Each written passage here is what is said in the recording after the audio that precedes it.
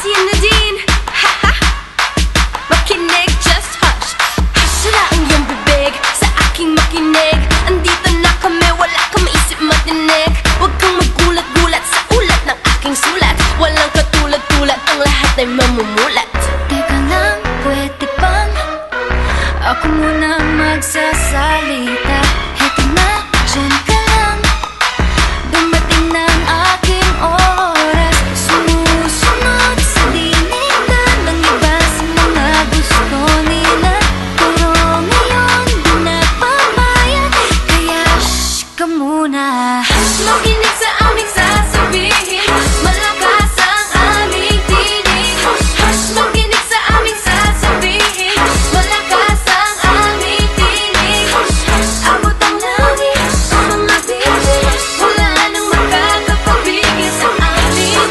Sa mabataas, wala nang balak-balak umataas.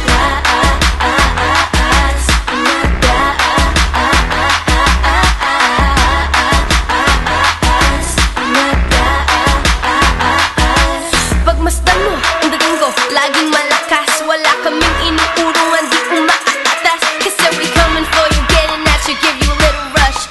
Sit back, hold on tight, and zip your lips now. Huwag bang subukan pasukin ang utak ko, ika'y maliligaw. Puro halimaw, buksan ang ilaw, pero huwag kang sisigaw. Hawak ko ang susi, nasa akin ang himig at tinig. Pakinggan mo sa loob ng silid akong iyong bukang bibig. What? Makinig sa